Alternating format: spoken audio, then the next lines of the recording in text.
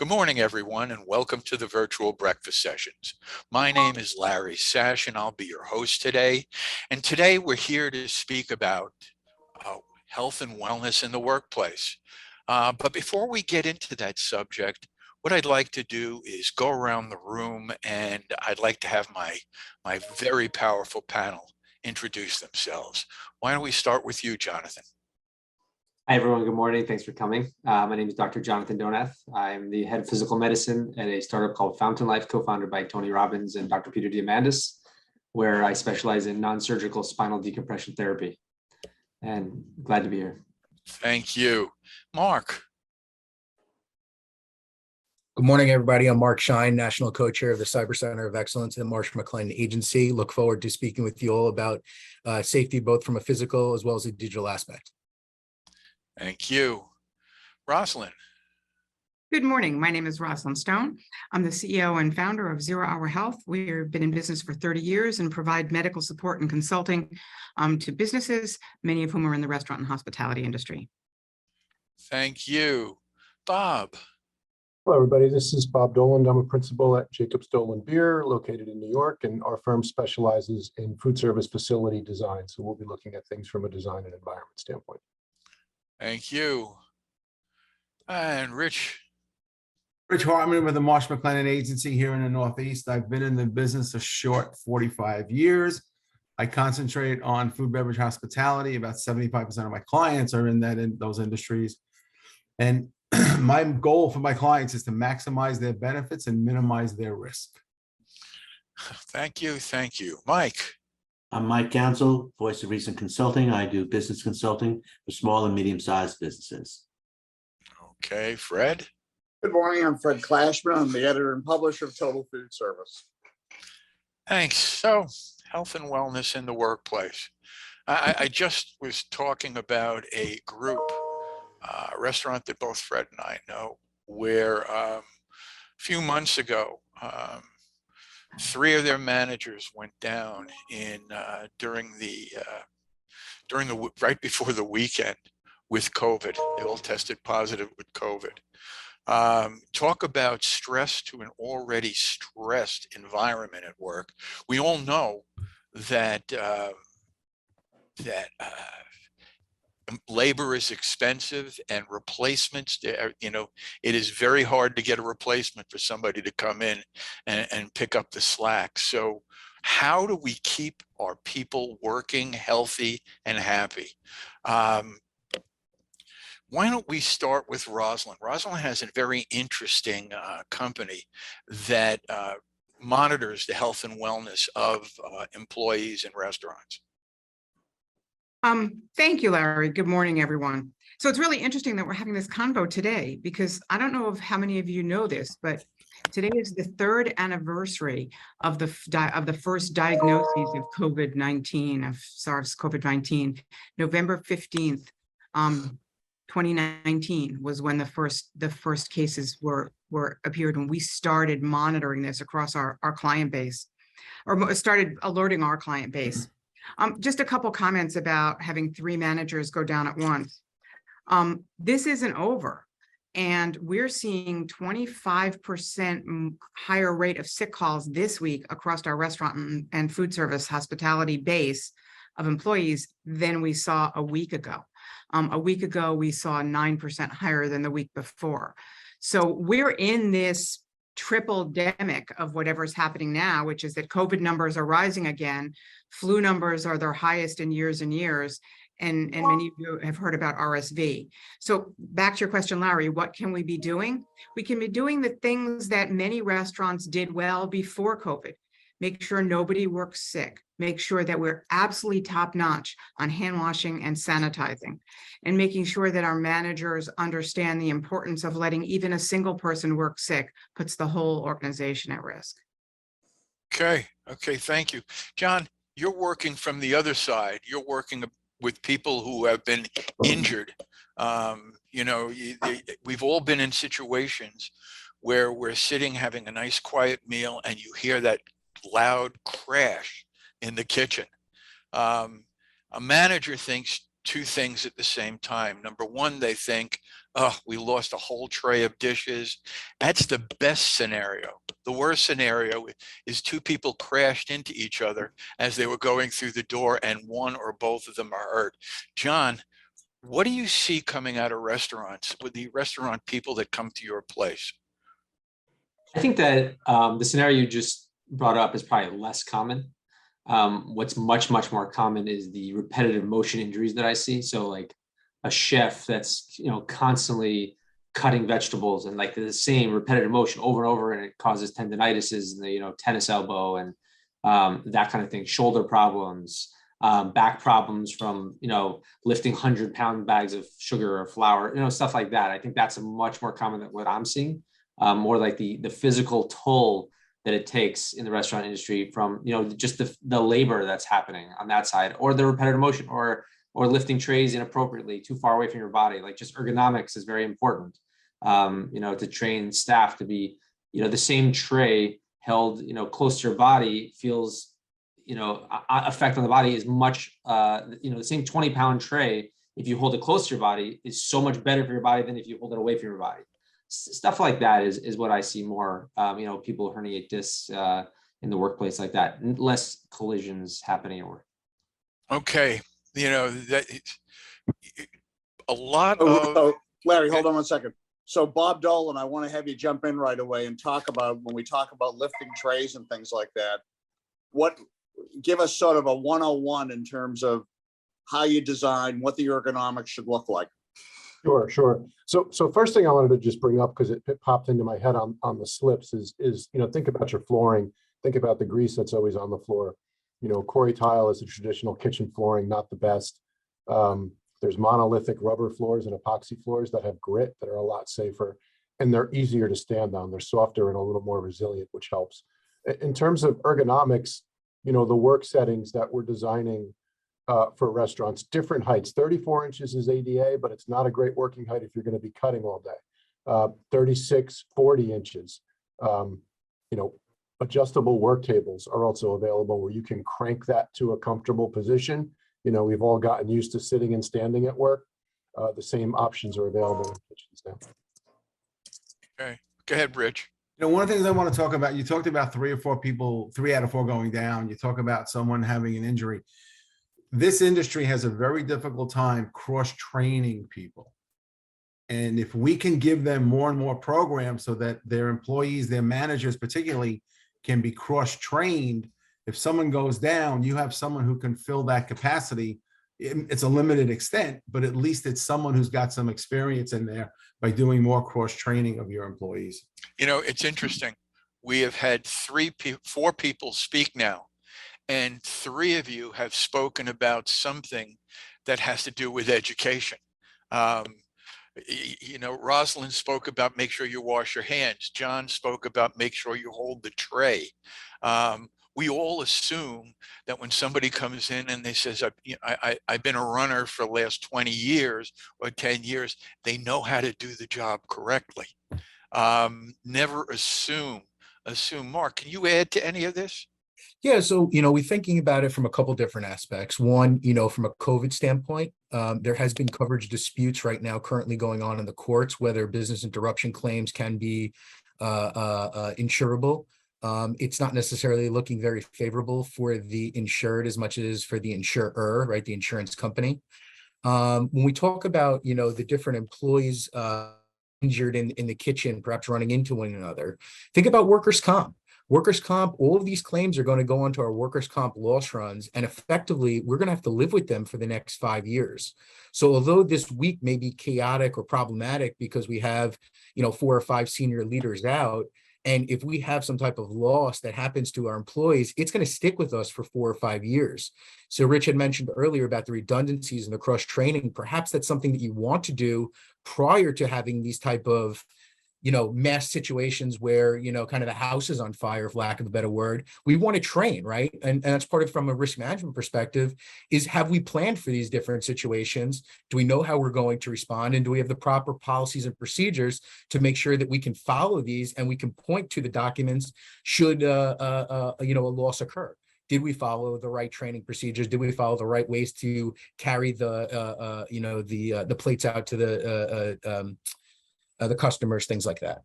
So I'm going to throw this up to Rich, Rosalind, and John. Decide who goes first. How do you train somebody? Somebody comes in with an injury. What part of your treatment, or what part of it is education given by you, and how do you do that? I'll touch on it first if you want. So there's a lot of different training that is out there that's actually free. And it's from as simple as Jonathan was talking about this, lifting, we talk about the design. So if you start with the basics, using your knees, using your back, using your chest and your arms the right way, that's just the physical aspect of it. If we can somehow engage them, educate them, and keep them in the game, mentally, if they're in the game, there's less claims. So by showing you care and training, that's just one small step of keeping them more engaged in their occupation and what they're doing. So where does the time come from to implement this education? I mean, barely get people to work on time. Your place is busy. Where does it fit? How do you make it fit? One of the things that's nice nowadays is training is 24/7. So you can do it, any place through any media, which makes it Video, mobile, whatever. Okay. Right. And you can record if they've done the training or not. And since you can record it, you can reward them as well. Fred, to your point, this needs top-down support. All of these employee health and wellness initiatives have to be more than just lip service from senior leadership. Most slips and falls are preventable, and they're preventable through good training and execution. That when there's a spill, that somebody knows that that's the number one priority at that moment, is to stop and clean it up, or to put a sign down. So it needs top-down support, and it needs support for onboarding. You can't start, hire somebody at 2 o'clock, start them at 3 o'clock, and expect that they're not going, that they're going to be a viable employee who doesn't get injured or call out sick 2 or 3 days from now, if you operate in that way. And I know that's challenging in these staffing times. Yep. I think it's always hard to impart when they, I remember having bad posture as a child, and my mother kept saying, "Come on, Jonathan, sit up straight," and it's like, of course you don't want to listen to your mother. And now I wish I had listened to her and I would have better posture today. But so I think that the way to do it with these employees is to potentially just paint that picture of, look, this is for you, right? This is not like, it's not, sometimes you have to do sexual harassment training because it's mandated by the state or something, right? And people are like just bored, they don't want to pay attention or whatever else. This is like for them, for the employee. They're like, look, there's a very high rate of, like, I'll tell you, like, my number one patient I have is nurses, actually more nurses than any other profession by far. The second would be teachers. So for various reasons, usually like school teachers, where they're like sit on teeny, small chairs with their kids, and pick up 3-year-olds, so I definitely see, a higher amount of injuries among certain professions. And I'm not going to say the restaurant industry is near the top of that, but I'm saying that I think that it's very important to explain to the employees that, look, you hopefully going to have a long career here, and who doesn't want to stay healthy and be strong and not have pain? Everyone does. So if it's painted that way and explained to the employees, and then you have, and I think it was Fred said, or Rich, I'm not sure that how do you find the time? But I mean, you have staff meetings at some point. I mean, doesn't every profession have staff meetings? So the staff meeting, it could be something as easy as, for 2 minutes, you show stretches, because a lot of repetitive motion injuries. So you show, different, stretch like this, stretch like this, stretch like, I'm just giving a quick, simple example. But that's something that's really important, that if you're on your break and you take 30 seconds to do a couple stretching, it actually shows, like OSHA, OSHA has these things, right? Like these repetitive motion injuries, and these stretches can be very helpful. It's interesting that the same people who are on a softball team at work or a soccer team that they play, and before each game they stretch, they warm up slowly, will come into into the kitchen or into the restaurant and run for 3 hours cold. And it's something that has to, they are athletes, but, back to education. Bob, is there an educational source? Most restaurateurs buy their equipment, they may buy their equipment used, or they come into a restaurant that's already there and they make a couple minor changes. How do they know that fact that it shouldn't be 34 inches, it should be 40 inches? Is there an educational source? Is there something, like a review that a designer like you would give someone to be able to make changes in their kitchens or workplace? So certainly we would be a source for that evaluation. I don't know of one that's readily available in terms of a single site where you can go and get this information. But a facility designer, an equipment dealer who designs those type of resources are good to have someone sort of come out for a couple hours and evaluate. A perfect example would be, the storeroom. To get from the storeroom with a sack of flour to the 60-quart mixer, you got to move through the hot production area. I mean, that's just a bad layout, and it's going to cause all sorts of issues. So I mean, just flagging layout problems like that would save a world of hurt down the road. So what you're saying is there is no central source to find all this information. Not that I'm aware of. That might be an idea for somebody. So I'm curious too, but what kind of impact did the growth of takeout and delivery over the last 2.5 years, where people had a stretch to reach boxes, to use drive-through windows, et cetera? What kind of impact did that have on the athletes that run our restaurants every day? We've seen that, I'm sorry, this is Rosalind. We've seen that our clients have done a really good job of designating to-go areas or takeaways, and some of them were very good at it before and have really refined it now. It seems to be a much smaller space. What we do have is a greater concern with if there's more than one person working side by side in a drive-through or a takeaway, that you have two people working physically very close together from an illness perspective. But as far as the physical layout and things being well within reach, we're really seeing some excellence out there with regard to that. Okay, Fred brings up a great point. Historically, 6 o'clock to 8 o'clock were crunch time with restaurants. But it was a few weeks ago in November, it must have been about 75 degrees at night in New York. And my wife and I decided to go to the Captain Lawrence Brewery and grab a burger. We didn't realize that half the world decided to do the same thing. Okay, so here we are in the middle of November on a Saturday night, and they have this beer garden outside, and the place inside is cavernous. The place outside is huge, and their kitchen was big enough to handle the outside crowd in the summer and their inside crowd in the winter, but not both. So what does that do to a kitchen? What do you see in a kitchen during that time? And any of the chefs that are in the audience, please speak up, unmute, and speak about a rush that is now doubled in length, doubled in intensity. What does that do to a kitchen? Any of the chefs out there talk about increasing? And that's with fewer. That's with fewer staff and the $17 an hour dishwasher on top of that. Right. Anybody? We have mutes today. I'm gonna put you on the spot, Charles. No problem. I had to unmute myself. Okay, thank you, Charles. Chef Charles Drayton, folks. So what tends to happen is we explain to our general manager or hostess to seat in waves so the kitchen can handle the impact. Because once that ticket counter starts going, we're ready to rock and roll. So we might have 6, 7, 8 dupes come up, 2 tops, 5 tops, 10 tops. We ask them to kind of stagger the seating, take their time getting them their drinks, just so we can kind of get into a groove. Once the kitchen's in a groove, then we can make it like a little competition, who can bury who, nice little fun competition, who can bury who from the front of the house and the back of the house, and getting the proper plates out. But it's mostly staggering the time, staggering the seating to give the kitchen time to catch up or keep up with the pace of the orders coming in. You know, an Chef, does inter- that mean that your traffic is being driven by an 18-year-old hostess? That you have to train to do that?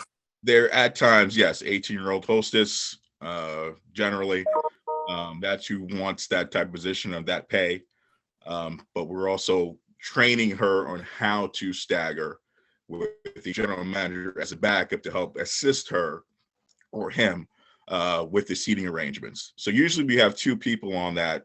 One to kind of tour the dining room, see what tables are open, make sure the tables are being bussed. A second one communicating that, hey, we have a table of 5, communicating a table of 6, so we can get the seating arrangements done. And then again, stagger the seating to make sure the kitchen can handle the process. Yeah, that brings us back to what Rich said before with the cross training. In times of stress, you don't have a hostess. You have a hostess and managers that are all supposed to chip in and do the job together. How many times have you seen the place slammed and 3 people who work there talking to each other in a corner? That can't be. That can't be in a well-run restaurant. So, Mark, we've Hold touched- on 1 second. Rosalind, is that a bad thing that an 18-year-old knows what they're doing? No, it's a great thing that 18-year-old knows what they were doing. Okay. They're just hard to Okay. find. They're also managing, and they're also managing some other situations, and we're getting a little bit away from health and wellness, but there are a lot of people that are really stressed right now. And when your guests see empty tables and aren't being seated or slow serve their drinks, they're oftentimes misbehaving in ways that impact your staff. So that's, sort of a further complication to this whole situation. I know myself, I was at a wonderful Steven Starr restaurant in the city the other night, and they seated me about 15 minutes after my reservation when I could see lots of empty tables. I understood, but the people next to me who were seriously taking out their frustration on that hostess didn't. So we're seeing a lot of we've talked a lot about some of the we haven't here, but the industry has talked a lot about some of the mental health issues that are impacting our staff and our customers. And there's just another frustrating factor that gets thrown into the mix here. Oh, there's no stress in a restaurant. None. Let's talk about more stress. So your staff is working like a fine-tuned machine, and then you go to put something in. You go to place an order in, and you're pressing numbers on it, pressing things on a tablet, and all of a sudden the system goes down. Mark, Yeah. why don't we talk a little bit about that? That mysterious thing that goes over the airwaves Sure. that helps us or destroys us. So when we think about this, we have 2 critical pieces to the way that we're taking on orders. One, it's obviously going to be our tablet or the way that we're processing the order. The second is going to be the merchant processor that we've engaged with to take the credit cards. So there's 2 things that can go wrong. If the merchant was to go down or the merchant was to get breached and we're not able to then start charging cards, we're either having to go to Venmo, Zelle, or back to good old fashioned cash. Perhaps that might start to affect orders for the next couple of days. To me, what might be even more problematic, because chances are that particular processor might have an elite SWAT team of IT professionals to help kind of get them back up and running, where we may not, right? It's just not cost effective for us to have this robust IT team. We might be outsourcing it, or somebody internally that might know their system, that kind of thing. When we've seen ransomware attacks happen for certain businesses, on average, they're down for about 26 days, according to one of the last stats that we saw. So when you think about the amount of downtime that you might not be able to be processing orders digitally, you might have to go back to pen and paper. You may have to close because you're not able to engage with your vendors and your suppliers to actually get the raw materials in to be able to get stuff into the kitchen. So what I would encourage is to make sure that we have some type of, the same way we have a fire plan or a disaster recovery plan if the building was to catch on fire. Effectively, you want to have some type of incident response plan for all of your data and the way that your network is structured. So that way, perhaps it's that 18-year-old hostess is the one that understands the network the best and can perhaps get us back up and running. Or can it be the interpreter for the folks that are going to come in, the incident response folks, to help us get back up and running?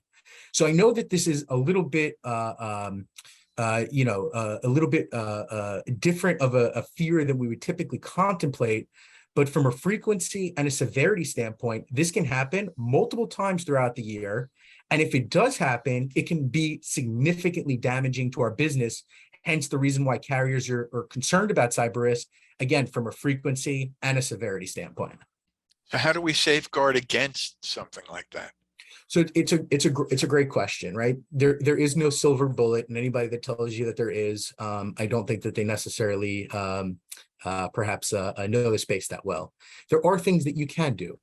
From a regulatory standpoint, given that we're processing information, perhaps in New York City or New Jersey, where there's international clients, European clients, clients that are from California, perhaps New York State.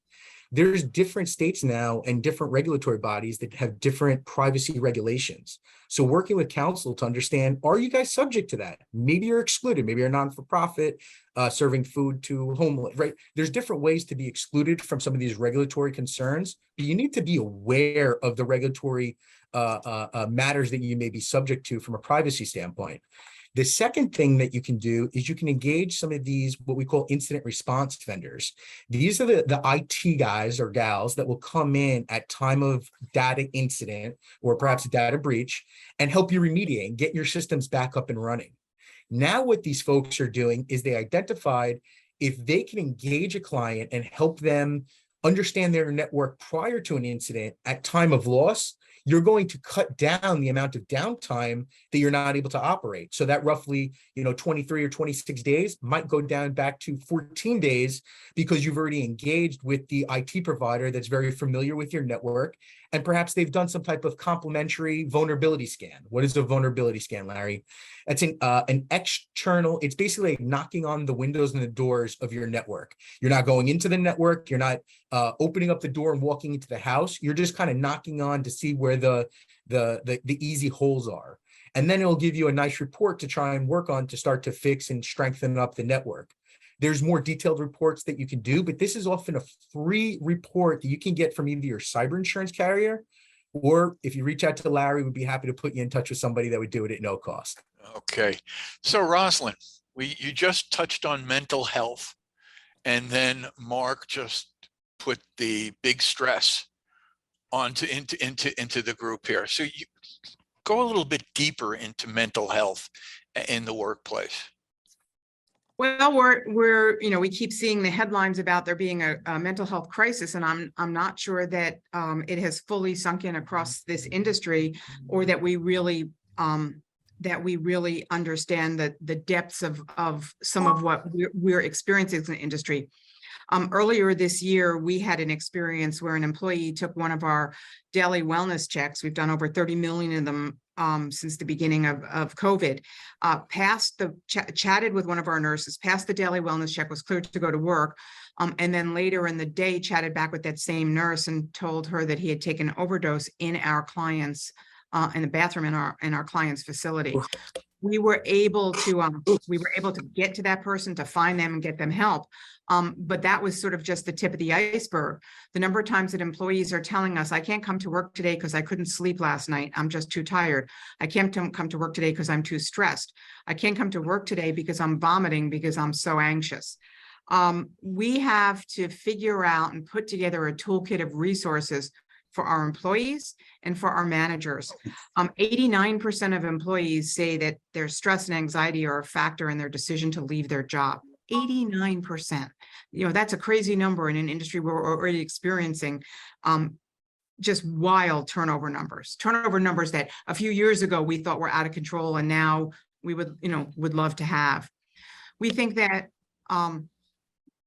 all of our clients' employees, all of our restaurants and hospitality providers out there, again, need to have a toolkit of resources. They don't need to be expensive. There are lots of free resources. There are lots of other resources out there, but to make sure that our employees and our managers know that it's okay to communicate, that mental health issues are not taboo, that we're willing to talk about them. Back to training our managers, that managers are asking employees, hey, how you doing? That we're asking our managers, hey, how you doing? And not afraid to hear the answers.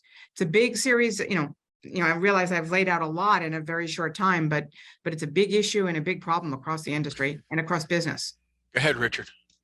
I wanted to take up when Rosalind said, each of us have 4 quadrants in our life. The mental, the medical, the physical, the financial, and the social. If any one of those areas is out of whack, you're not mentally in the game. So one of the programs that we talk about is training the trainers or training your shift leaders, your team leaders, your managers. If your managers can be comfortable spotting someone who's checked out and comfortable now to open that dialogue and just talk about resources and empower them, these are the resources that are available. You now, first of all, are going to have an employee that feels cared for. You're going to engage them back into the business, and you can prevent further or future issues from coming up because this dialogue takes place. Too many times, all right, if someone doesn't feel well, talk to them and let me know what's going on, but you don't give them the resources on how to do that. And it's a great point about opening and training your managers and your shift and team leaders, on how to fix this on the spot. Jonathan, I know in times of stress, I feel it in my neck, I feel it in my back. How do you help the people that walk in your door when you uncover that the root of their problem is stress? So it's a great question. I think that treating pain for the last 16 years, I could say that stress plays a huge role in pain. I think nobody on this panel is, everyone has had pain at some point, and sometimes it's from a real structural issue. But even if you have a structural issue, you often have, everyone has their spot. It could be the neck, it could be their back, it could be their shoulder, whatever it is. And then if they think about it, oh, you know what? When I'm stressed, it hurts more, because when you're stressed, it kind of goes right to your area of problem. So to answer your question, how do you deal with it? That's very difficult, right? I mean, first of all, someone like me, people come to get help structurally, right? So I might be adjusting them or doing myofascial work or spinal decompression therapy on their spine or laser. There's so many, massage, right? There's so many different things people could do. Meditation is something really good if you can get people to stop for 10 minutes and do it. There are other things, but just knowing. Sometimes I have a patient, and if they're not getting better and they should be getting better, my first question is, what's your stress level like? And I might recommend a podcast or a book that they should read, something like that, because if it's really stress causing, if it's a psychosomatic issue, those are the hardest cases by far. And you need the patient's buy-in, that they have to understand, it is possible that part of this is in your head. And it's not, by the way, it's not like they're faking it. That is, by the way, that's a big misconception, right? It's not, no one's faking, not no one, but it's not a matter of faking it. It really feels like tremendous pain for them. But once you get the structural part taken care of, it's still there. They really have to kind of get the emotional part and the stress down. Yeah. I'm trying to go back to design again, designing in a kitchen.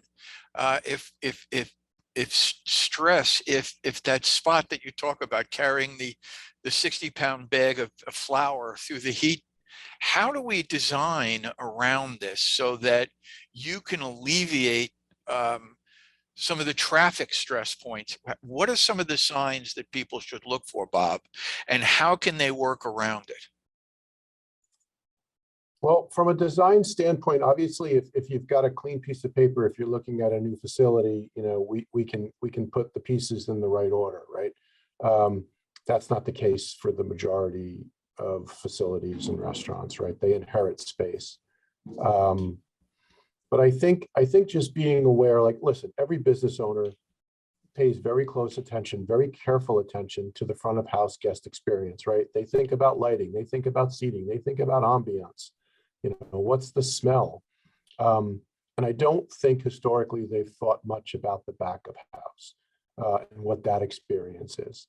And that's led to, having kitchens that are entirely too small, that don't have the right refrigeration and storage, that are uncomfortable and perhaps dangerous environments to work in.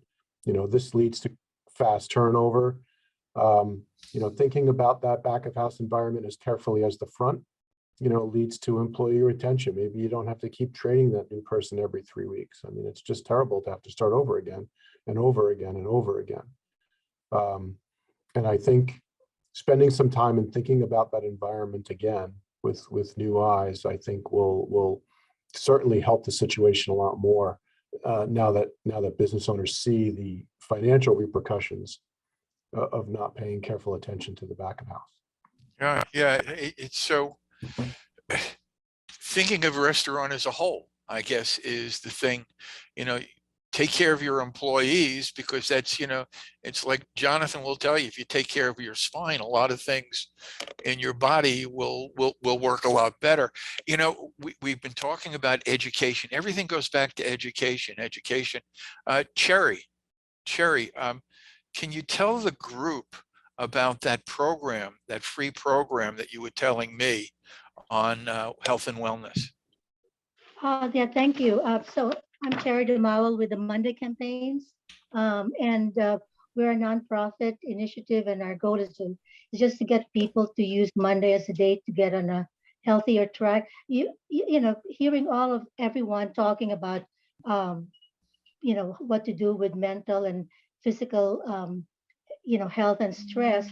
Uh, it's all well and good, but we really need to find time. When do you find time? And so what we found out through research is that if you start on a healthier track on a Monday, it can lead to healthier behaviors throughout the week. So at the Monday campaigns, we've developed the Healthy Monday Workplace Wellness Toolkit. Roslyn was talking about, free toolkits, etc. And this one, every week, you can get we have for example, we have a 14-week series designed to offer users a unique practice every Monday. That's where Dr. Donna's saying about meditation. There is it also, if you sign up for the series, or even if you don't, if you just use the resources, you can actually every Monday find time to do a 5-minute meditation, or just to sit down and listen to music, or have yoga with your family. The key is to finding time, and research shows that if you do something that starts on a Monday, it could lead to you uh, finding time other times of the week. And I think research showed that people actually go online looking for information on how to eat healthier, how to exercise better, how to stop smoking, etc. on a Monday more than any day of the week. So it's a good day to get people to listen and act on whatever could help them. And our series provides a lot of different methods that you can use. They're easy, because we all know that time is of the essence. But as Roslyn said, you really have to take care of your mental health, because if you don't, it will really affect even your physical being. So Cherry, where can this be found, this free program? Yeah, you can just go to mondaycampaigns.org, and there you can see all of our materials. Just for everyone, we're also behind the Meatless Monday movement, but we're associated with Johns Hopkins. We also work with NYU Langone, New York, the Columbia University Irving Medical Center. So all our information and resources are vetted by this health experts, and we are happy for everyone to use our materials. There is no licensing, there is no fee. Just go online, download them, and if you need to reach me, please do so. I can put it on the chat on how to reach me. And okay, all right, thank you. So Larry, Thank you. this is another great example of too many times all restaurants, no matter what size, go through what's called their open enrollment when their benefits renew. And that's the time when most of them will roll out these programs or educate their employees. And then they put it on the shelf and they tend to forget about it. If you can drive these education and these trainings to their cell phone, and you can reinforce that and send that out on a more regular basis, not just once a year during your open enrollment, because it's the repetitive education that the employees in a time of stress will sit down and say, wait a second, I've heard about this a couple of times. I've got a resource. You can't just want- leave it to that once a year open enrollment. You've got to do it throughout the year. I want to jump in there. So many of the health plans only cover full-time employees. So some of the resources, we have so many uninsured, but there are resources for them. But even where they are covered, most of the employee assistance programs have between a 1% and 4% utilization rate, which is insanely low. And, and to your point, it's because your 18 to 24-year-old employees don't know what an employee assistance program is, don't know that they have access to counseling through it and lots of other resources, and putting it at them once a year does nothing. But repetitive communication, finding ways to speak their language, which is by chat. They don't read paycheck stuffers. They often don't read bulletin boards. You got to find how they speak, but 18 to 24-year-olds have a completely different way of communicating and being introduced to and embracing these things than our other employees. Most restaurants have a meeting, whether it be a morning meeting or whatever meeting, where they go over today's specials, they go over the, what's going to happen today, who's at what table, all these things. What does it really take? Just, another 3 minutes to talk about the wellness of the group. So it's basically all back to education again, all back to education. John, how do you deal, for the physical side of these things, what is available to restaurants? Do you have anything on your website? Is there places you steer companies to that give you the education on the repetitive exercise that you're talking about, the chopping, the cutting, the lifting, on how to do things right? Well, I think one tool that for all you in this industry is always finding the right practitioner, right? There are so many practitioners out there. You can go to, like I said, you can go to a chiropractor, physical therapist, an acupuncturist, an orthopedist, right, for different injuries. So there's like, who do you go to? So one tool I'll tell you that when patients ask me, like, I love what you're doing. Can I get? Do you have? My sister lives in Phoenix, Arizona. Do you have someone? The website I use is called activerelease.com. Activerelease.com is active release technique is one of my main specialties that is sought out. That's why all the professional athletes I treat came to me through because of ART. And it's a myofascial release. It's not just done by chiropractors. It's chiropractors, physical therapists, athletic trainers, massage therapists. But like it's a very expensive technique to learn. There's many courses you have to take. Then they're very strict about passing tests, and then you have to recertify every year. So I've been recertified for 16 straight years. Like, so like if I'm going to refer someone, that's a really great website and tool because they have a find a provider link, and you could literally all over the world have providers. So that's a nice thing in your industry, because I think the most common thing I see in restaurant, with my patients who are chefs and sous chefs and waiters and all that is it's a lot of repetitive motion stuff. And ART, this myofascial release technique, is really, really effective for that. It gets people better fast. And so that's very effective. When I'm teaching a patient, what's amazing nowadays is like YouTube, right? Like, why do YouTube has, if you want to tell someone, okay, I want you to take a foam roller and foam roll your quad or your IT band. They're like, how do you do that? Maybe I show them, or maybe I don't have time. And I say, just go on YouTube and put foam roll IT band. And they're going to get like 700 videos on how to do that. And then they just pick the ones they want. I mean, I think that's, like Rosalind was saying, like, younger people have a certain language they speak, and YouTube is one of those languages. So, and everyone, it doesn't even matter what age you are. It's just a very effective thing. I've been turned on, like just about a month ago. One of my patients told me about this yoga video. He's like, I've been having this chronic thing for years, and I found this yoga video for 10 minutes a day, and since I've been doing this, my pain's gone. Like, amazing, And I saved that video, and I to be honest, I haven't had a chance to watch it yet, but it's something that I'm interested in because it's amazing. Look, not everything works for everyone. We all know that, right? Everyone's different. That's what makes it interesting. So that's what I say. I don't have a specific website to say go this for this training, but I think YouTube is an amazing source. You can put anything in there, exercises for X or solutions for Y. That's my answer to that.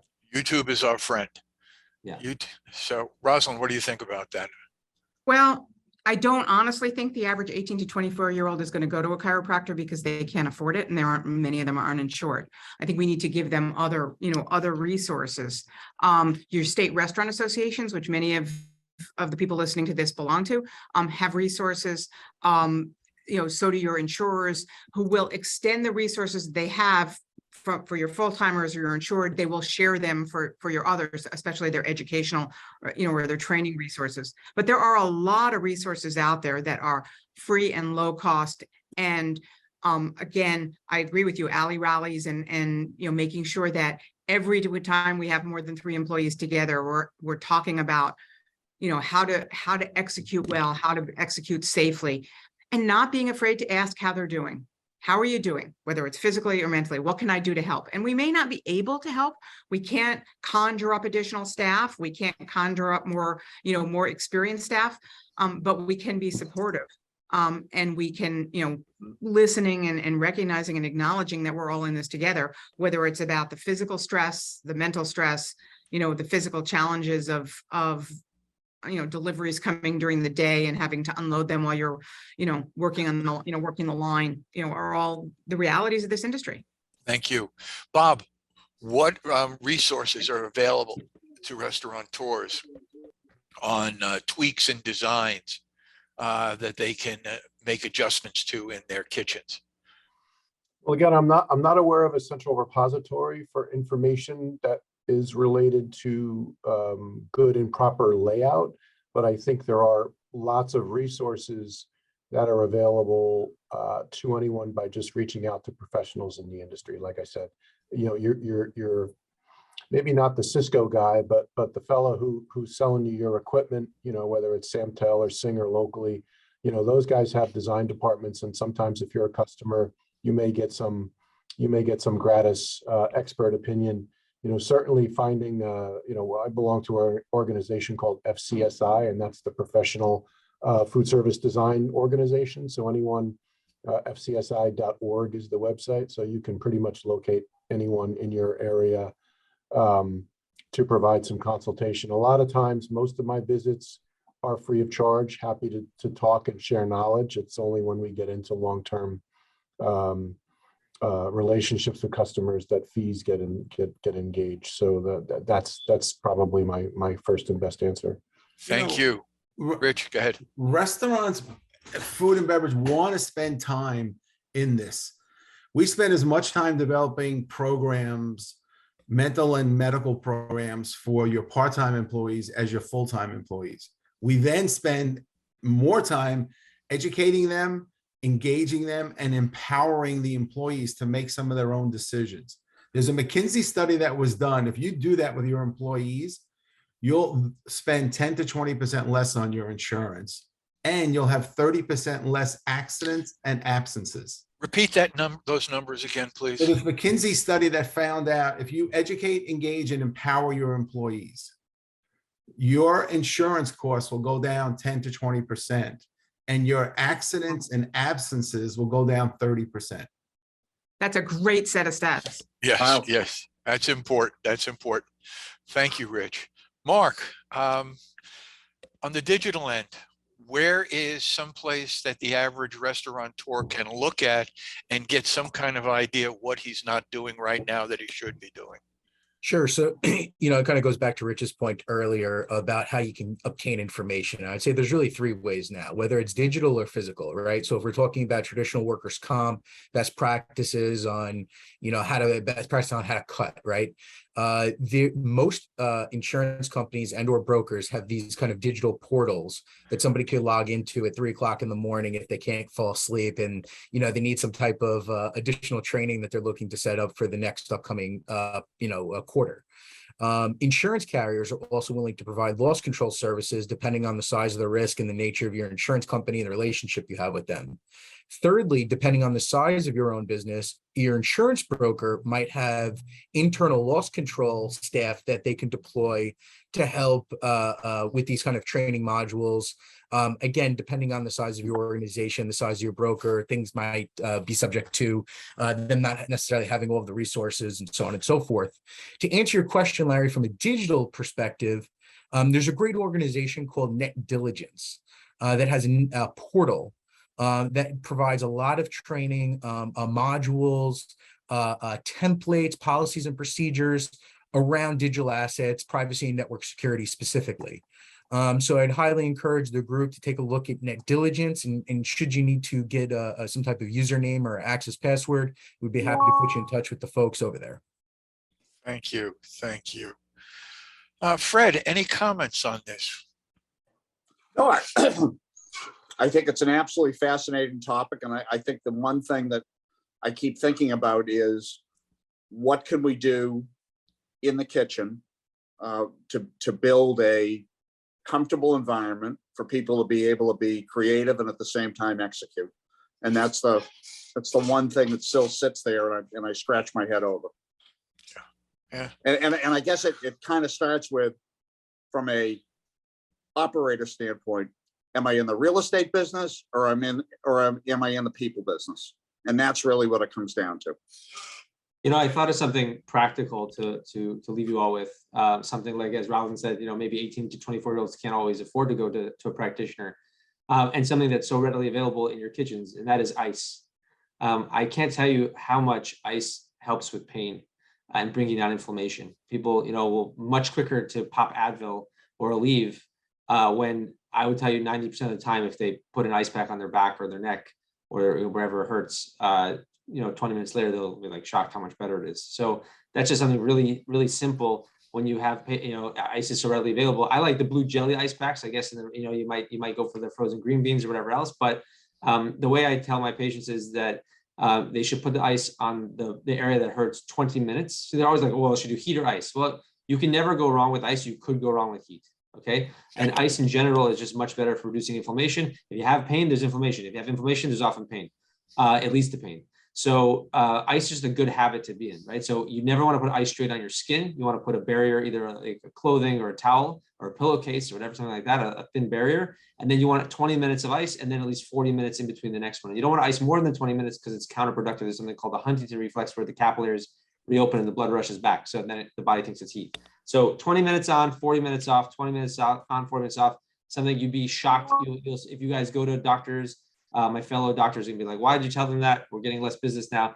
But it really helps, and it'll save. It's something so simple, it's free, and it'll help a lot with people who are in pain.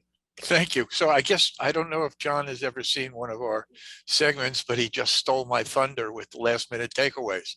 So thank you for your last minute takeaway, John. Sure. I'm going to go around the rest of the room now.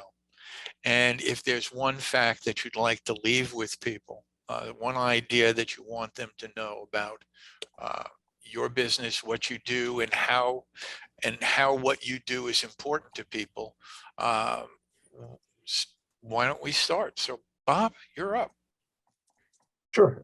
So we've heard a lot about safety, and safety is obviously important. But you know, from my perspective, I like to shine a light on better environments. Better environments improve hiring, improve employee retention, make productive employees, and produce a better work quality. And I think it leads to less sick and personal leave as well. If you have a happy environment, people tend to stick around longer. Thank you. Mark.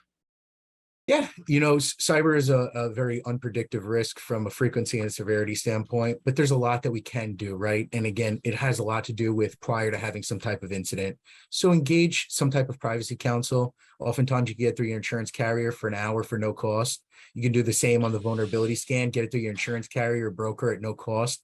These are things you can do proactively, will not cost you anything, and will help you should there be some type of data incident on the back end. You'll be able to get your business back up and running significantly quicker than perhaps if you didn't do anything at all. Thank you. Rosalind. Thank you. Keeping people healthy is good for business and all business, but essential in this industry. We are in the midst of launching a new service called Navigate, which helps employees navigate their existing mental health resources or introduce them to new free and low cost ones. If you want any information about that, jump to our website, zerohourhealth.com, and follow it to navigate. But thank you. Thank you. Richard. I would say communicate. One of the things I see in this industry is there's not enough communication both ways. And there are so many free programs out there for your full-time, your part-time, your hourly workers that it just amazes me that they're not taking more advantage of them. Thank you. Mike.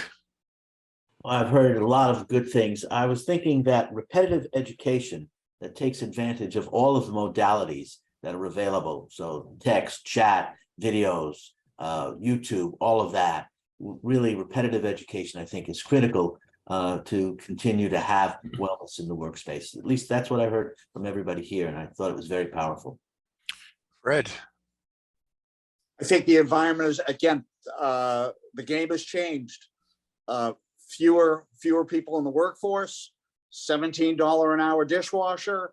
You need to come up with a different strategy in order to keep the people that you have on the floor that have come to work. You got to make sure you take care of them. And I think we've given you a bunch of options today on how to do that. All right. Thank you, Fred. Thank you, panel. Thank you, audience, for coming today. We've just spent an hour together to discuss health and wellness in the workplace and how not to go a man down during this stressful time or any time. If you want more information, reach out to me or to Fred, and we will put you in touch with anyone in the audience. You have their names and their companies right in front of you. So if you do as they say, do the math, you can find them.